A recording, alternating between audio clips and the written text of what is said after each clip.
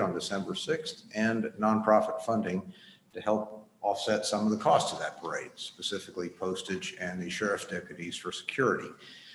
Before you consider our request, if you'll indulge me a moment, we would like to say that we're aware that this year there may not be a Christmas parade. Frankly, it may not be safe or legal to have one. We just don't know at this point. However, if we don't start some of the basic planning and preparation, then we definitely won't have one. So we want to at least take that step.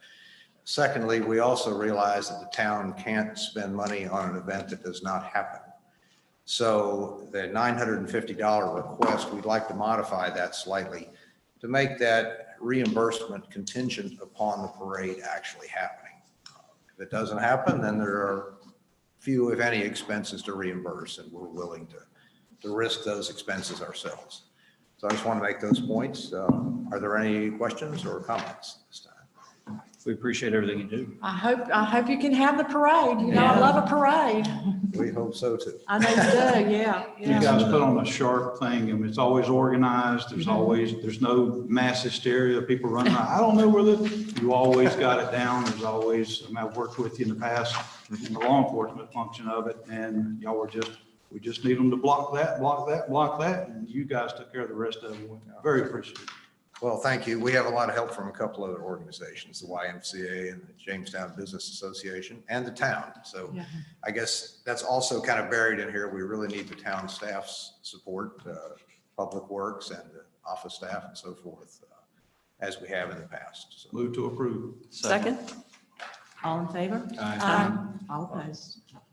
Thank you very much. Cliff. Can I make one more request? We would like to ask, and this is probably for the staff, if the town's website and Facebook page could contain some information about the status of the parade, because I'm sure people are going to wonder whether we're having it or not. So if I could work with the staff on that. Appreciate it. Yes. Okay. Thank you all very much. Thank you so much. Thank you, sir.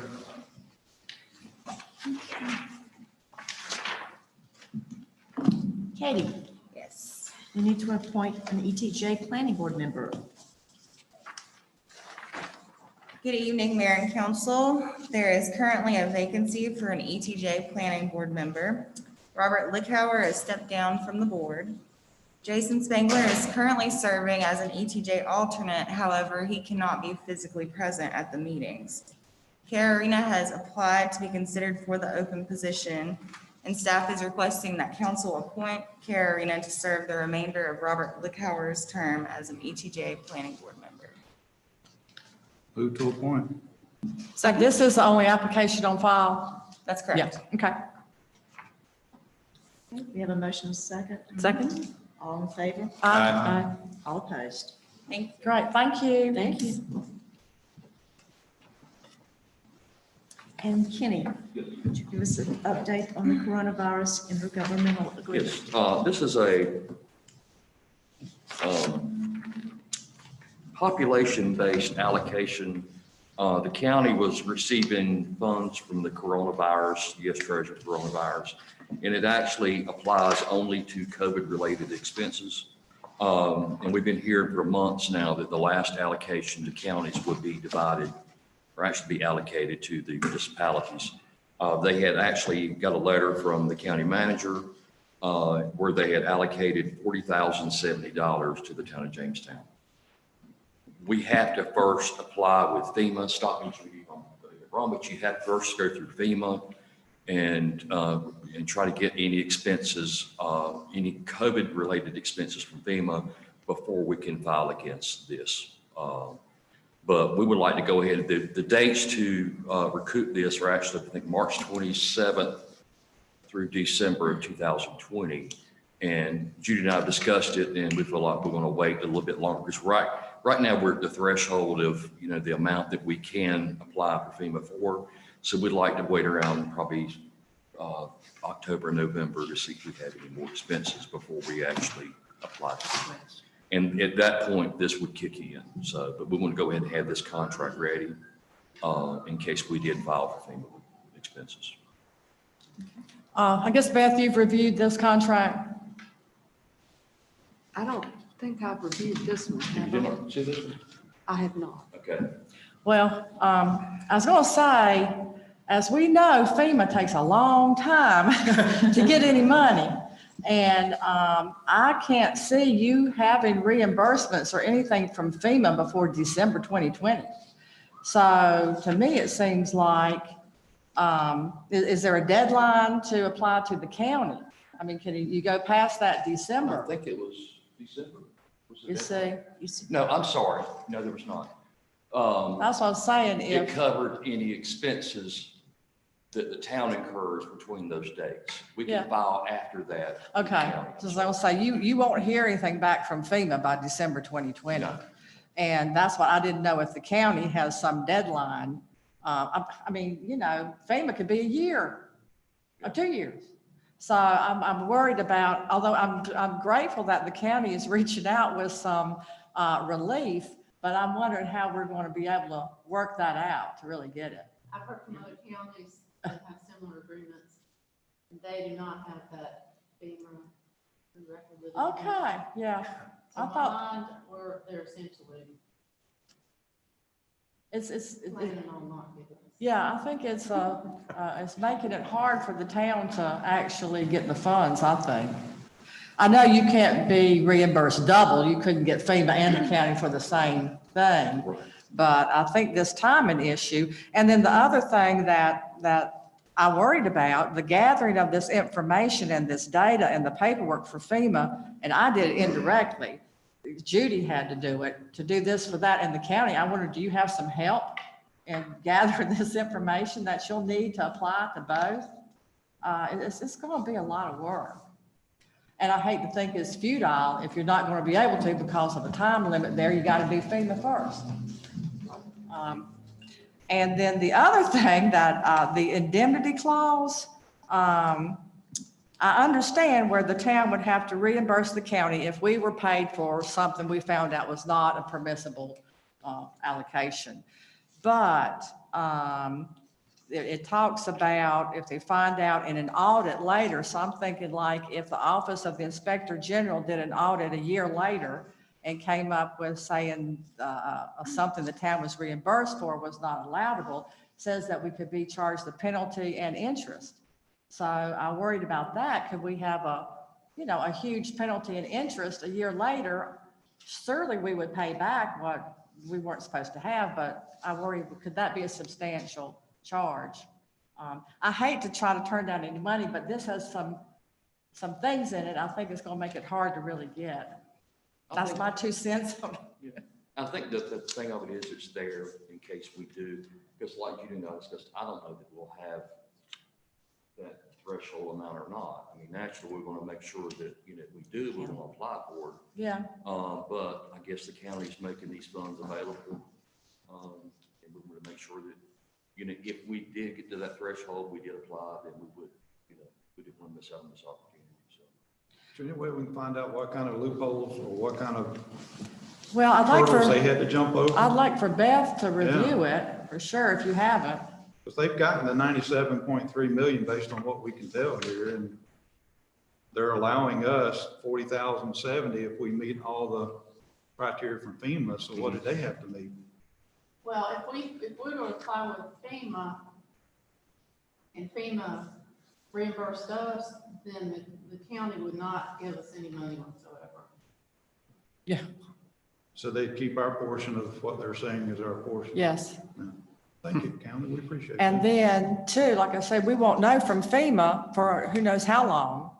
And Are we then, still owed some money from FEMA? I think it took years, but I think he finally got it. They finally put it? Okay. I mean, it's.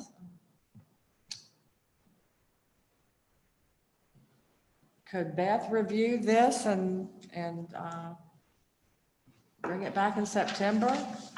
And you go ahead and apply for FEMA. What's the threshold that you're waiting on for FEMA? Is it the 40,070? It's around close to $4,000. Oh, 4,000. We're close to that amount now. And we're only going to be we reimbursed. Could go ahead and apply for FEMA, but, not knowing what else we're gonna have. Yeah, usually got to project out to December. for that small amount, in FEMA, I'm not sure what percentage, 75% maybe of what you apply for, something like that. There would also be single audit costs Oh, yeah. for FEMA grant. Oh, you know, yeah. Work. So my thought is if, at this point, the small amount that we're asking for, it wouldn't be worth it. It would probably cost us more in audit costs Yeah. than, than would be worthwhile at this point to file. And the county's only going to reimburse us what we've spent? They will only reimburse us if we file with FEMA first. And I guess if FEMA didn't approve it or whatever, then the county. But if it's an allowable, COVID item, then FEMA should approve it. So I'm not, But what I'm saying is, if we had $4,000 worth of expenses applied to FEMA, they said, no, they're not going to pay anything, and we went to the county, we would still only get $4,000 from the county, not $40,000, correct? Right, yes. yeah, yeah. Okay, so it's only being reimbursed. And There's a if, lot of hurdles. if it was the county, not FEMA, but if we just got it from the county, would we still have to have that single audit as well? No. But because it's in this contract, we have to apply to FEMA. Can we apply to FEMA and get approved, but not submit a reimbursement request? But we've gotten approved to make a request, but we don't make one and give it to the county. No, you have to. You have to go ahead and do them, okay. Can we call Lawing and ask him why he threw in the FEMA thing? I mean, you got him on speed dial, right? I know, I don't understand why that's in there, because they were granted the funds by the federal government Yeah, I was just with wondering the if- instructions to, allocate it to the smaller towns. Beth, is So- that something that would be negotiable in the contract? Well, I guess my question would be twofold. It sounds like from listening to Judy that she's got some concerns about whether or not this agreement is worthwhile for us to do. Yeah. I can review it as to form, and in kind of looking at it right now, the form looks okay. But now having listened to the discussion from Judy's standpoint, I have not talked to staff about this. Yeah. And if this is something that you all would like us to delve into a little deeper, I don't know whether anything in here is negotiable or not, or whether the county is just going to say it's our way or the highway. And I don't mean that in any pejorative sense, but just, you don't want to bite the hand that feeds you, I but know. on the other hand, I don't want it to it's gotta cost us make money. sense for you. So it sounds like maybe there's enough question to it. Before I answered any questions like that, I would like to delve into it a little deeper and maybe talk to Judy and maybe talk to any of the other municipalities in the Yeah. county that have been, I'm sure, offered this same agreement and Yeah. what kind of position they're taking on it. Kenny, maybe you could call and, well, as Lawrence said, to talk to Marty, but to some of the other town managers, I'm sure it's like, Stokesdale, Summerfield, Oak Ridge, Guilford County, the small towns. See if they've gotten it and what their take is on it. Okay. It's like Beth said, it may be this or nothing. I know. think that's, But I don't They're want it, making- I don't want it to cost us money to get a little money. well, you've got Judy sitting here, she ain't gonna let anything cost us money. Yeah. Ain't gonna happen. So can we continue this until That's what September council- meeting? I would make a motion to continue this and get further direction, information from town manager and town attorney until the September, I don't know what the date is. 15th. Second. Okay. All in favor? Aye. All opposed? Thank you, Martha. Thank you. y'all. I appreciate that.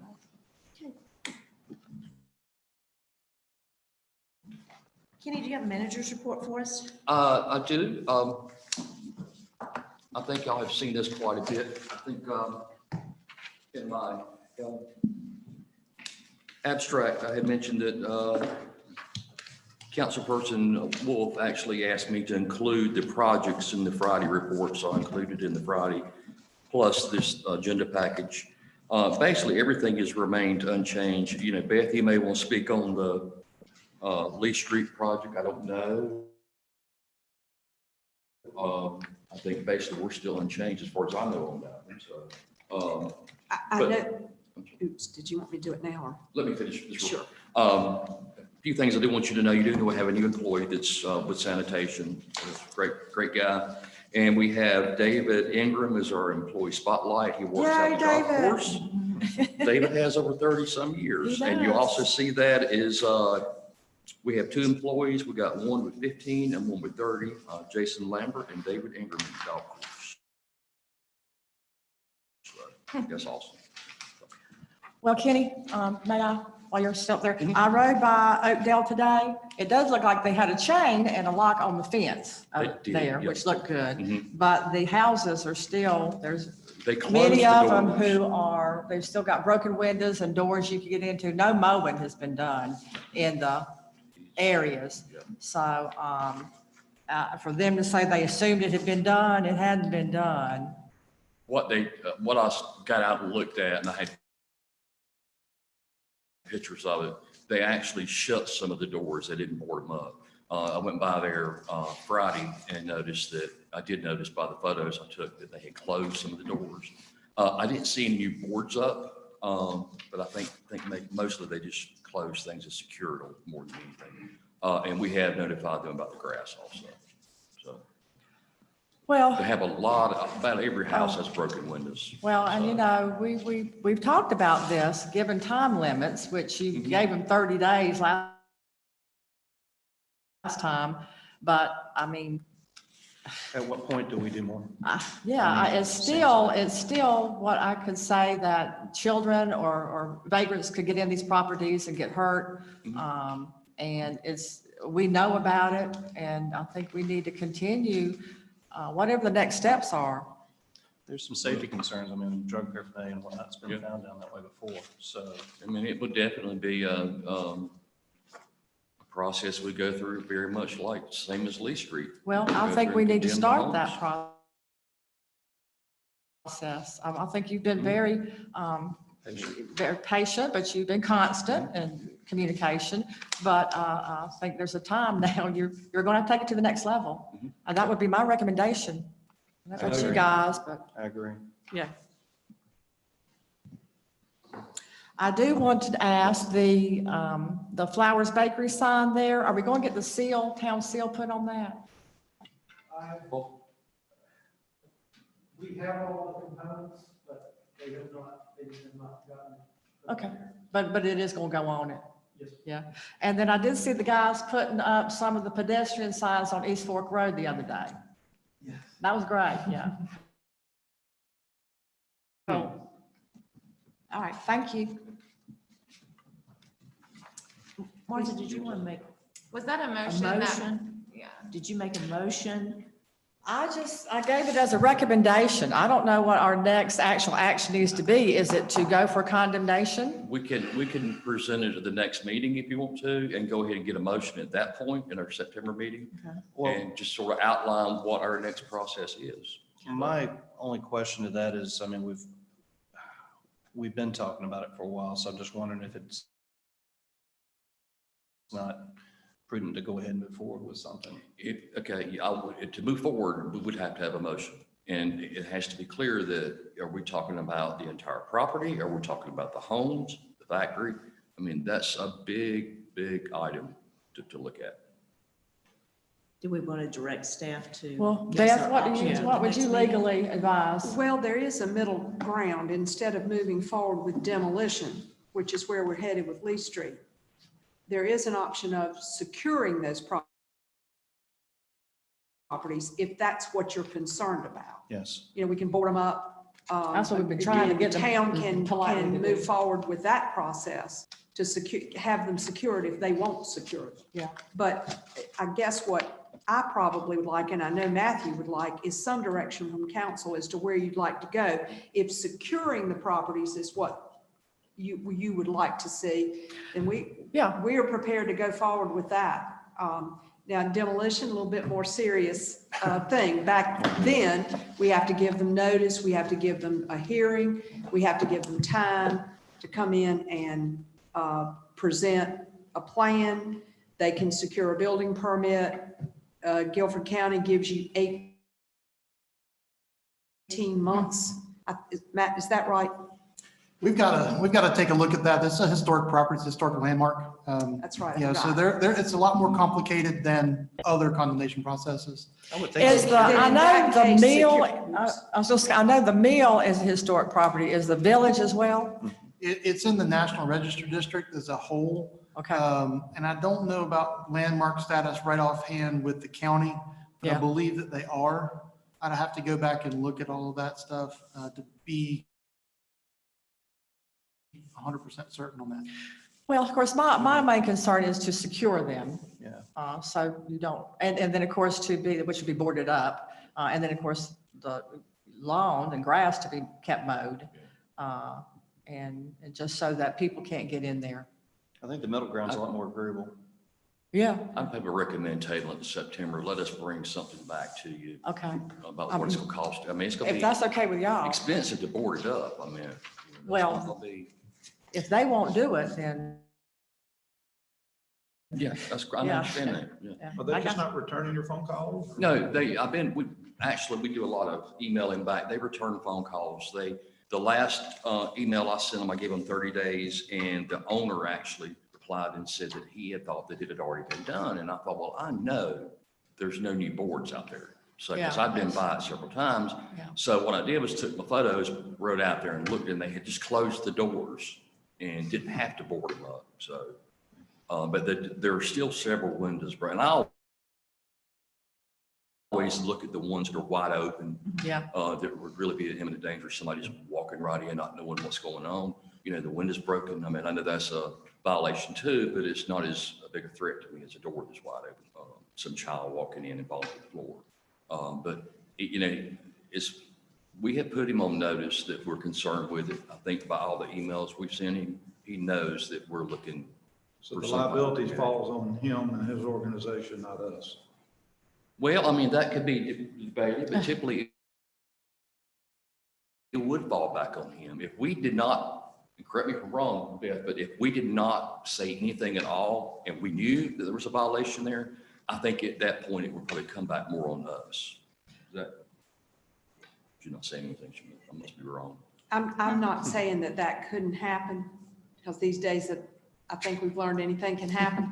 Yeah. But I will say, I don't know if I were you, that I would let that keep me up at night. Having said that, I do think without a doubt, Kenny's right, one of the things we're responsible for as a town is the safety and security of habitation and dwellings. And, we need to, as you all do, take that responsibility seriously. well, I think that would be best if you could bring back the September meeting, how to proceed with the securing of the building and legally what avenues we need to take to say, okay, we've worked with you, but now we're Okay. going to have to demand it or do it ourselves and get reimbursed or put a lien on property. That would give us time to talk with the owner to say, here's probably be our next step. with the Yes. council. Yeah. So, Yeah, I think you could say that we're planning on voting at the next meeting or instructing in some direction, so. Yeah. I would also be interested to know, is being on the historic register, does that not necessarily mandate, but, would that compel an owner to have to treat a property in a particular way? Or they could just let it crumble and fall in on Let itself? anything crumble. I mean, I We don't think there's any- we don't have a local district on over that, so we don't have as much authority from the historic landmark type stuff. I did check, there are several landmark buildings out there. I do want to caution, there are tenants that still live in those homes. Oh, yeah. So. We wouldn't need to be board those. very No. clear, just like Kenny said, we need to be very clear about exactly which buildings we're talking Oh, about. of course. Yeah, of course. Yeah. Okay. Thank you. Thank you, sir. Council, do we have any committee reports? Does anybody have any meetings at all? Well, we did not have a TAC meeting in July, and the next TAC meeting will be August the 25th. The Land Comp Plan Committee, the consultant held, as I told you last time, in person and online conversations. And we're going to have a Zoom Comp Plan Steering Committee on August the 31st to get the results of those conversations that they had, and also to talk about the next public engagement activities. So that's as far as meetings that I've been in. We're supposed to have a Zoom meeting on the airport noise thing tomorrow night. The planning board met last Monday, primarily as an opportunity for Diamondback to give a presentation about their development plans or proposed development plans for the Johnson property. So it was primarily just an opportunity to have that information presented. I think we all have seen the nice binder type thing. And their attorney was the primary speaker for that. There were some questions primarily about school overcrowding, concerns about that, and just what can planning board or town or developer potentially do, whether it's put pressure on the county board of commissioners or, you know, what can happen with that. And then also there was some talk about buffer areas between the proposed area and existing Jamestown properties and plants and trees and that type of thing. And there will be another meeting coming up on August 24th at 6 p.m., which I think we all know about. So we'll be discussing more. Will they continue in a 2-week cadence, or is this just a one time where they're going to have meetings that close together? I believe that's the next one that's set. There may be one potentially September 14th, I think I'm looking at here. So Their next regularly scheduled meeting is 2 weeks from that meeting. Okay. Just wondering. Thank you. Katie, do we have anyone signed up for public comment period? Nobody signed up. Thank you. Council, do you have any other business you would like to discuss? I do. I'd like to discuss the golf course in brief and the maintenance team in terms of what we're doing out there. I was at I went out and took some pictures today and made sure that you all had copies of them. And looking forward, I think we should do a deeper dive in terms of both the standards as well as just the general plan out there.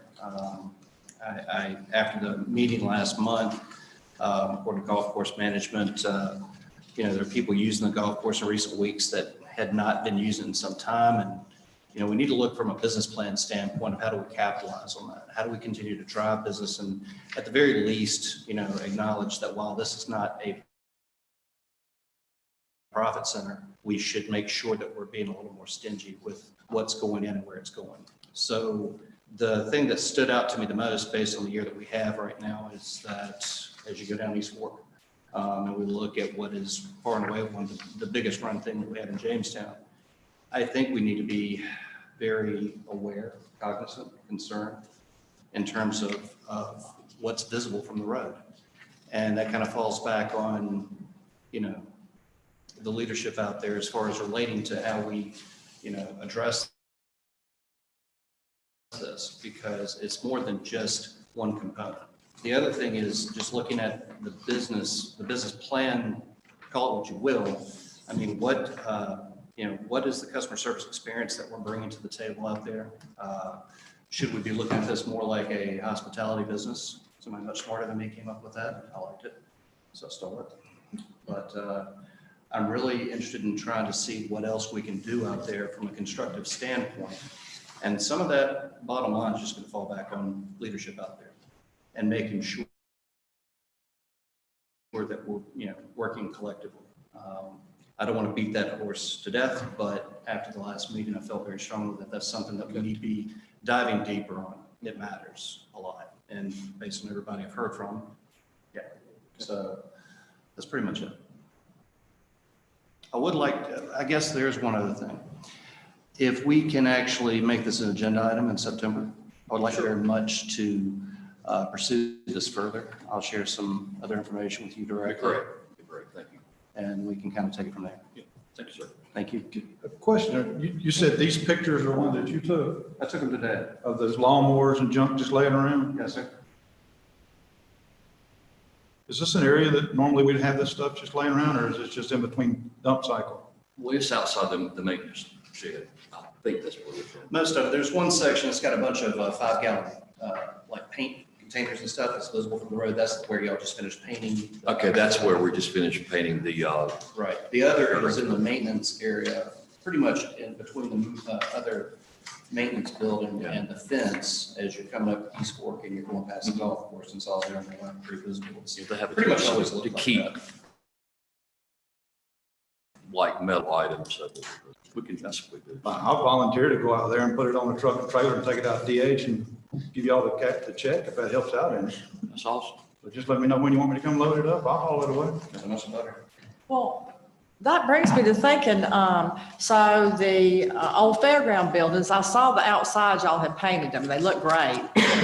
But you're working on the inside?